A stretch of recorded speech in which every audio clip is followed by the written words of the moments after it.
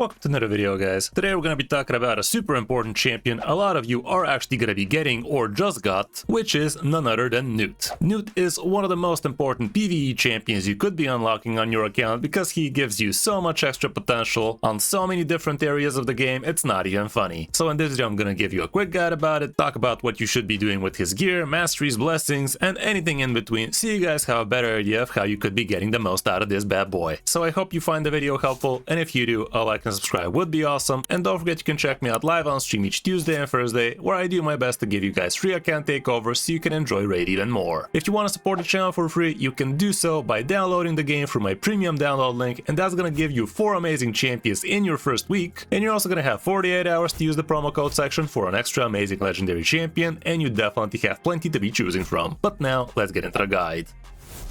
Alrighty, so here's the bad boy himself, Gnut, a defense-based legendary champion from the Dwarves faction, and the big selling point for this guy is he deals damage based on max enemy HP, which is definitely huge. This guy can solve so many areas in the game, like look at this nonsense, he's insane in Demon Lord and Hydra, for waves, for Chimera, especially for Amius. Basically anything PvE, this guy is absolutely top tier, so yeah, no wonder everybody wants to be getting this bad boy, and no wonder so many people are actually sacrificing free fusion tokens to actually unlock him. Let's go through his skills quickly. You probably already know what they do, but even I, when I was getting prepared for this video, actually learned a thing or two about this guy, because honestly I knew the big caveats about this guy, what he does, but I actually got surprised by a few things. Anyway, starting off by the A1, this guy slaps 3 times on the A1, so this is one of the big reasons why he's so strong in things like Fire Knight, but also each hit books to 100 has a chance of decreasing the target's turn meter by 15%. And that's not all. If the target's turn meter is not decreased, for instance against Fire Knight Horde, each hit has a 100% chance of placing freeze debuff on the target for 1 turn, so that is absolutely insane when it comes down to Fire Knight. Of course, you are gonna have to have accuracy in order for this thing to be landing, but you probably already knew that. On the A2, he also brings decrease attack as well as weaken, which are a couple of very important debuffs, especially for things like Demon Lord, and he also brings counter attack, which is gonna help you get even more damage out of him, but it also could slow down some fast runs if you're trying to do things quick. It does book out to 100 again, and it is based on defense, same as the A1, and it does book down to 3 turn cooldown. The really important skill this guy has would be the Blessed Bash, books down to a 4 turn cooldown, attacks one enemy 3 times, and each hit decreases the target's defense by 3%, which stacks up to 30%, and also heals this champion by 30% of the damage dealt. I literally have never read that this guy decreases defense by 30% stacked out, and I didn't read that he actually heals himself either. Not that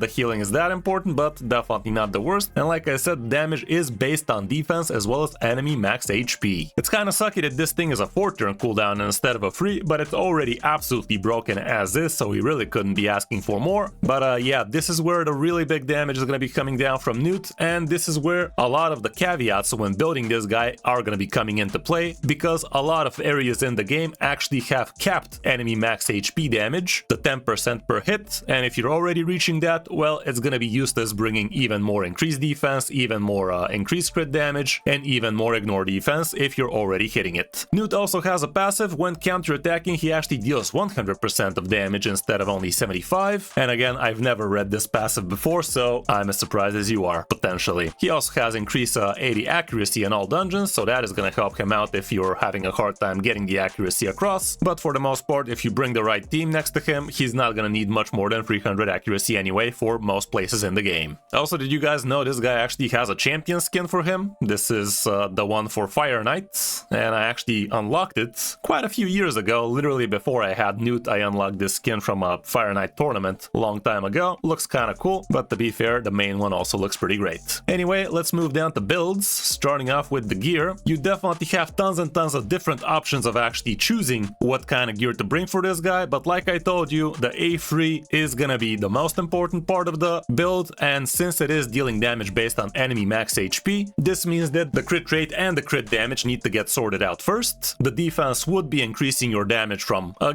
this skill by not a lot, by the way. Same with the A1, same with the A2, it does bring a little bit of extra damage for sure, but going out of your way for tons and tons of defense is not gonna increase your damage by a lot. If you cannot reach the enemy max HP cap damage, which is different for each boss, basically. You gotta basically figure it out on your own. Like, it is gonna take a lot of testing. I tried seeing what exact damage we need on each boss, but it's really gonna be too much work, and I don't think anybody has done it yet. Do let me know in the comments if you find some source of max enemy damage you need to be hitting for the cap. But yeah, basically pay attention what kind of damage you're getting out of your Gnut. If you're seeing constantly hitting a certain high number over and over again, it just means you've reached the cap for crit damage, and you can probably drop it down a little to get yourself, let's say, more speed, more accuracy, that kind of stuff. The build I went for would be 9-piece Merciless, which of course is going to be pretty hard to get for most people, but still there is a very good reason why to go for 9-piece Merciless. This means I will be ignoring 35% of the opponent's defense, I will have a 30 chance of decreasing a random skills cooldown by 1 turn, wink wink the A3, and I also have 15% chance of getting an extra turn, which is huge. So all around 9-piece Merciless definitely could be a pretty great way to be doing this. If you're still not reaching the max damage cap, you could also slap a couple of Zeal pieces, however. That would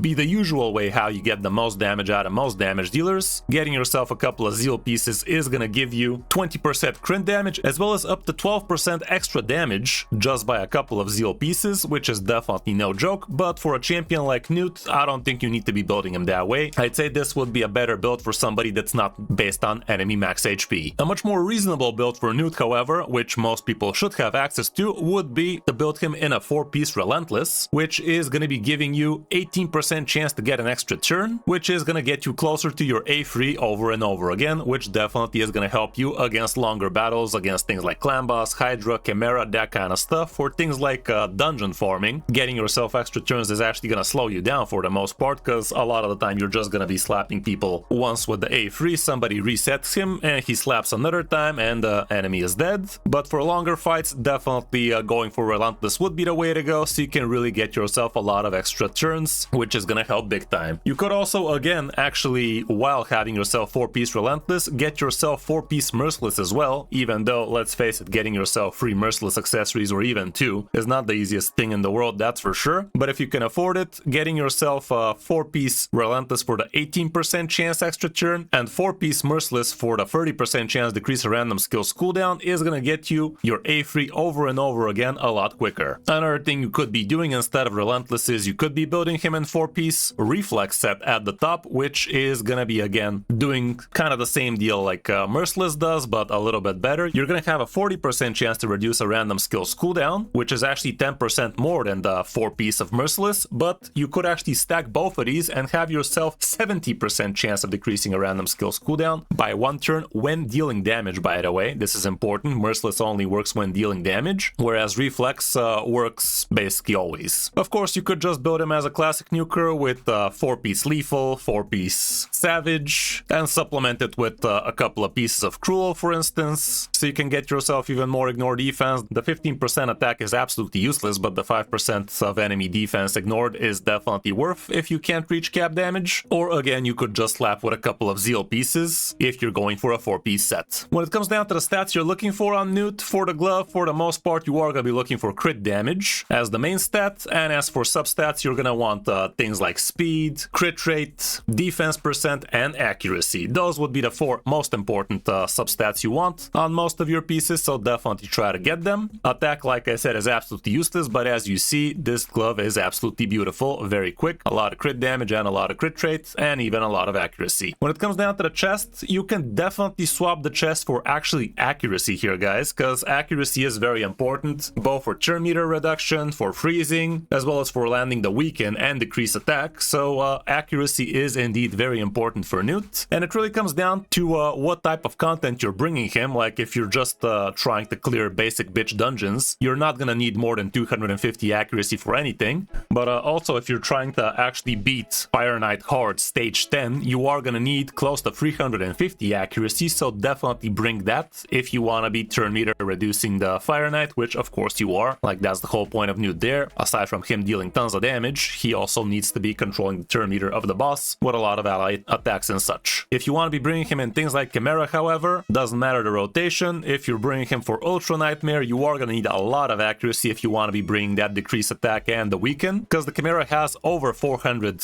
resistance, so you are gonna need close to 450, maybe even 500 accuracy, unless you're bringing increased accuracy, in which case you really don't need that much. Again, again, main stat for a chest is gonna be either defense or accuracy, and the substats would be crit rate, crit damage, speed, defense percent if you chose accuracy at the top, or accuracy if you chose defense at the top. Of course, you're not gonna get as lucky to be getting those exact substats, but the closer you get to those, the more, the better it's gonna be. And the boot, of course, is gonna be main stat speed, preferably ascended into even more speed, and again, look for crit rate, for crit damage, for accuracy, and this would have been perfect if it had defense percent. Sadly, it has this shit. On the top row, the weapon, as you guys probably know, cannot have defense percent, so you're gonna be looking for crit rate, for crit damage, for speed, and for accuracy, and you're gonna try and ascend it into defense. Don't go out of your way ascending the top row above level 2, however, only save that for end game builds. The helmet could have defense percent, this one doesn't, and like I said, it's not that important, but if it does, it is gonna increase your damage slightly. But again, the most important things would be crit rate, crit damage, speed, and accuracy. And same can be said for the shield. This one has a ton of defense on it, which is definitely not bad, but definitely not that important either. When it comes down to the accessories, for the ring, of course, it would be amazing if it has a main defense stat and also a ton of defense percent. This one doesn't. In the end of the day, Merciless is not exactly easy to get a ton of, so you are gonna have to use whatever rolled decently well. For the amulet, of course, you are gonna be looking for crit damage for the most part, and if you have accuracy and defense at the bottom, that would be great. This would have been amazing if it was a 6-star crit damage amulet, but again, Merciless does not Merciless too often. And lastly, as for the banner, it would have been best if this was main stat accuracy or at least defense, and at the bottom we're looking for defense percent and speed. Anything else, not that worth it. And for those of you who don't know, you cannot have a substat accuracy on the banner, cause reasons. That's about it for the build. To recap, if you have insane gear, it's probably gonna be best to be cooldown reducing or getting yourself extra turns on Gnut. If you don't, you want to be going for ignore defense in order to be reaching that cap damage for the max HP damage. So yeah, do what you can. Definitely plenty of different ways to be going for it, but definitely don't go too far out of your way to be getting way too much defense on him. When it comes down to the Relic, if we gotta be completely honest, you probably don't need too much in terms of Relic action. Like, the Irefi Coronet is definitely a very good Relic for most people to be using on Gnut, and it is gonna increase your damage by up to 30%, but again, this is not gonna do much if you're already hitting the cap damage, so you could be going in all sorts of different ways with this thing. If you're lacking crit damage, you could just give him one of these Malefic Talons. If you really feel like overkilling, you could give him something like Cat's Gaze, which would be, I think, wrong. Like, seriously, you should be able to get the damage high enough if you already have yourself a Cat's Gaze. And here, if we check out what Hell Hades has to say on the matter, they do definitely go for Malefic Talon for the most part. The Murdering Fang apparently is not bad, and the Purge Shadow giving you extra turns when you're slapping with the A1 also ain't no joke, especially for things like Fire Knight. And here's what the Murder Fang does. Wearer has 25% chance to deal bonus damage when using default skills. Bonus damage is either 3% single target hits or 1% AoE hits of target's max HP. Sounds strong? Definitely pretty good if you have it, but most people won't. When it comes down to the gems, you could be ignoring defense with this one. You could also increase the damage from counterattacks with this one if you have it, but it's a mythical, so not many people will. 10% extra damage against bosses can be great. Wearer receive 5% less damage from single target attacks. Would be okay, honestly, doesn't matter too much. And if you opt for the Purge Shadow, you could be going with this thing to increase your turn meter, and this one can also be interesting, but yeah, really is a little bit of min-maxing action at this point. When it comes down to Masteries, might as well check what Hell Hades has to say over here. You could be going for the offense and support trees if you need a little bit of extra accuracy on your build, and it's also not bad to be getting the 5% decreased cooldown chance out of here, the Cycle of Magic. And when it comes down to offense, you are gonna want to be going for the Giant Slayer to get that 30% chance of inflicting bonus damage, because again, you're probably already ignoring enough defense to be hitting the cap damage, so that's not gonna be that important for you. We can also check out what they have to say for Clan Boss, for Hydra Clan Boss, and also for PvP if you decide to use them like that, but honestly, I really wouldn't be bringing Gnut to a PvP fight, but they still have something for you to look at. For the most part, it's probably gonna be good to be going either for Fire Knight or for the Clan Boss action, because those would be the most important things to be using him for. If you go for the Hydra one, it's definitely not bad, because this one is gonna be giving you some percent chance of counterattacking with this guy, but to be fair, you already have counterattack on him, so why bother? When it comes down to blessings, they go for Soul Reap, which honestly, explain that to me in the comments, guys. Like, what's the strategy here? Like, you use these for things like Demon Lords, Chimera, and so on and so forth. Is that the bright idea? Thing about Soul Soul Reap it's kind of cool if you actually catch the boss when it's in the threshold, depending on what kind of blessing you have, all the way up to 20% left on the enemy's HP. But after the boss is dead, this thing starts doing nothing, right? That's what I have on my Gnut as well. But personally, I'm not seeing that much benefit out of it, unless the boss is really in that, in my case, 14% threshold. Could be kind of cool, but for the most part, it feels kind of weird. Of course, you could be going for things like Crushing Rend on him. Again, this is gonna drop down your gear requirement a lot lower, because you are gonna be ignoring a ton of defense, especially if you have him at a 6-star blessing, which is usually when you want to be going for a Crushing Rend. You could also consider going for Cruelty, but for the most part, you're probably gonna have another Cruelty champion that brings it. And of course, you could be going for things like Brimstone, but again, you're probably gonna have a better option on the team to be bringing the Brimstone. If nobody is bringing Brimstone and you have a good soul on him, sure, why not? But for the most part, Soul Reap seems to be what people usually choose, even though if you're having a hard time actually dealing with Fire Knight, Phantom's Touch would definitely be amazing. If you have a 6-star soul on this guy, that would 100% activate each time you hit with this guy, so that is gonna be very, very nice to actually drop the Fire Knight shield, which could be huge for you. I think that's pretty much it about the build, the masteries, the everything, so now we could show him in action in a few places. And let's go for Chimera, for instance. Chimera nowadays is definitely a place you are gonna want to do well, and Gnut is gonna be a great champion for Chimera. Definitely an amazing champion over there. He brings quite a few debuffs as well as counterattacks, so that is gonna be great for quite a few trials in the game, so definitely don't sleep on it. And here's what kind of damage you could be expecting out of Gnut. Right now we have decreased defense plus weaken here, so it is gonna be something about 500 damage per hit. But when the fight goes on, we are gonna start seeing 1 millis, which is definitely no joke. But I'm not sure we can really get too much higher than 1 million damage afterwards, because again, this boss is capped at 10% damage. To be fair, I don't think you can really hit that kind of percent damage on him, however. Here's the second A3, and we can see the damage is indeed starting to amp up.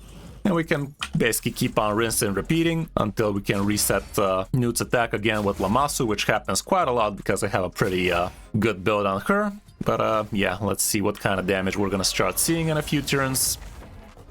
Also with Gnut, since we do have him in the Erefi crown, we should be using the A2 and we should try to actually land it. By the way, did you guys see? Soul Reap did start activating, because right now we have the perfect opportunity for it to be activating over and over again, but definitely sounds like a miserable way to live life, to actually wait around with your Chimera key just for the sake of actually trying to catch it when it's exactly at the threshold where the Soul Reap is going to be activating over and over again. Let's see the third A3 now. There we go, starting to see close to 800. Now we're gonna reset again. Keep that decreased defense and weaken active, because without it, the damage definitely falls a lot. And let's see the fourth. There you go, we're already starting to see 1 millis, which is definitely huge. There's that extra attack triggering, there's that Soul Reap triggering, definitely not the worst. Right now we don't have decreased defense, so I'm not going to be using the A3 just yet. I'm going to wait for Lydia to do her thing. There we go. And let's see the fifth A3, I do believe. And yeah, I think it's going to stay relatively the same, close to 1 million. Shouldn't be seeing much more than that, I do believe. A3 number 6. Yeah, we didn't even get to see a single 1 million this time, so pretty much that's about it in terms of damage for Gnut, which is definitely not the worst. 3 million per A3 sounds good to me. Of course, you could be using this guy in all sorts of other dungeons.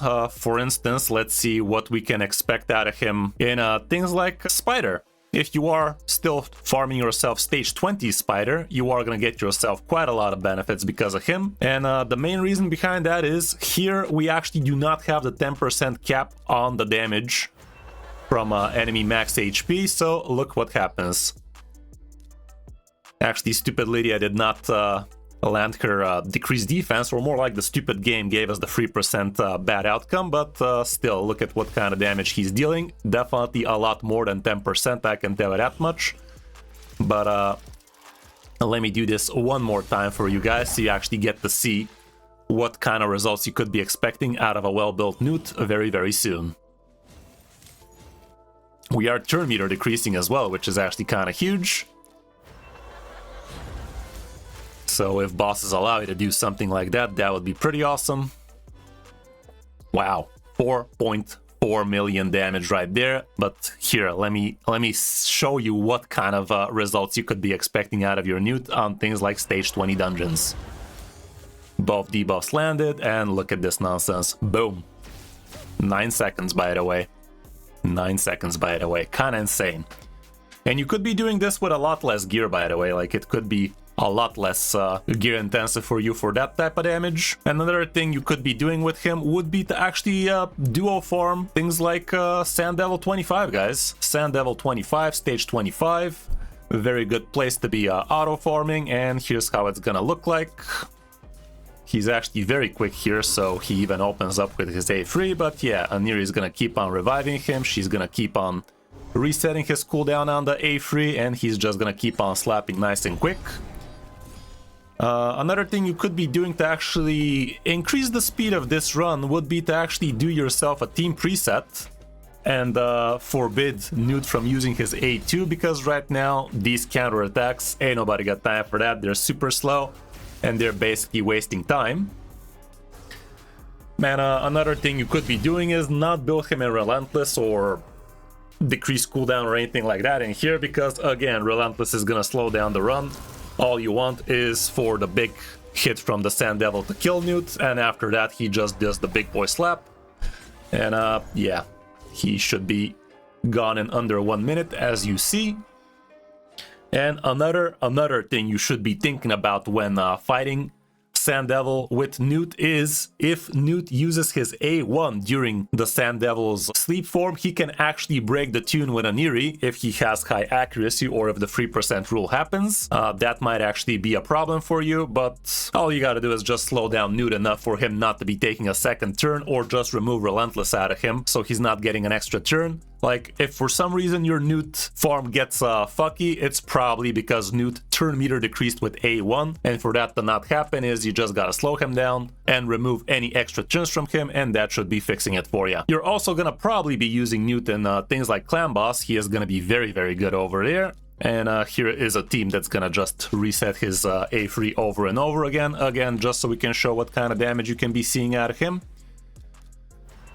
And here's how it's gonna go. By the way, here we do not get to see that this guy is capped at 10% from max enemy HP type stuff, but it does definitely look like it's capped. Like, we're not gonna see much higher than 400 and something, which is kind of interesting. Do let me know in the comments where exactly does it say that the damage from enemy max HP is capped here. Is it just hidden knowledge from the player, or I don't know? Like, look at this. It's not gonna go above 400 and something for sure. No matter how low the decreased defense goes, no matter how high the defense goes, that kind of stuff, it just does not do much more than 400 and something. Here we go, third A3. 472 is the highest I've seen so far. We could do some weaken decrease attack type shit. A3 number 4, what's it gonna be? Look at that, 509, which was the highest so far, but not much higher than that. So yeah, we're definitely dealing tons and tons of damage against Clan Boss this way, and also the damage you're gonna be getting out of counterattacks is no joke, but for the most part you cannot really see some insane damage like we did against Spider, for instance, where we literally went above 4 million with ease.